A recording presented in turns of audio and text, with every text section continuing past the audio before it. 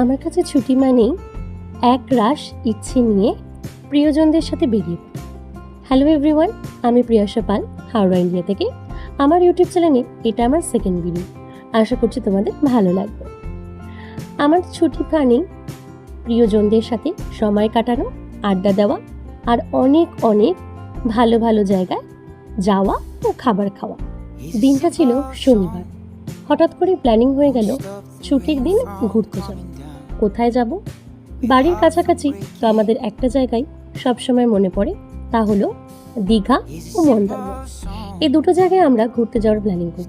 একদিন করে স্টে করব। তারপরে আমরা যেতে যেতে কোলাঘাটের একটা চায়ের দোকানে কিছুক্ষণের জন্য স্টে করি চা খেতে। তারপর রাস্তায় যাওয়ার পথে এই ব্রিজটা পড়ে।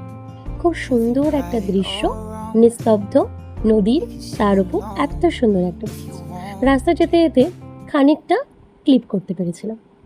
তারপর রাস্তায় যেতে যেতে যেতে যেতে পথের শেষ নেই। আর তার সঙ্গে আকাশটা সেদিনকে এত সুন্দর লাগছিল যে মনের সাথে সাথে আকাশও যেন ফুরফুরে হয়েছিল। রাস্তা যেতে যেতে হঠাৎই আমরা পৌঁছে যাই আমাদের বর্তমান মুখ্যমন্ত্রীর বাড়ির কাছাকাছি। তারপরে আমরা হোটেলে যাই। হোটেলে গিয়ে ফ্রেশ হয়ে বেরিয়ে পড়ি উদয়পুরে ঘুরতে। আর উদয়পুর মানেই হচ্ছে শুধু ঘুরতে যাওয়া নয়, খাওয়া, সেখানে স্নান করা আর অনেক অনেক মানুষের সাথে সাক্ষাৎ করা।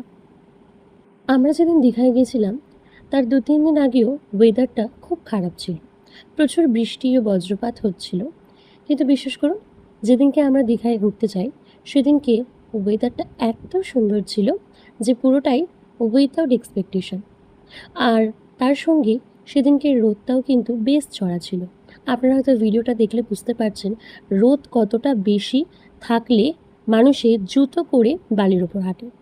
এক তো বালি গরম, দ্বিতীয়ত হচ্ছে এতটাই চড়া রোদ যে আমরা বিচে বেশিক্ষণ বসতে পারিনি। আর তার মধ্যে বাচ্চারা তো বিচ মানে আনন্দ করবে, লেখালেখি করবে, এটা কমন ব্যাপার। আমিও করেছি, কিন্তু ভিডিও ক্লিপটা নেওয়া হয়নি।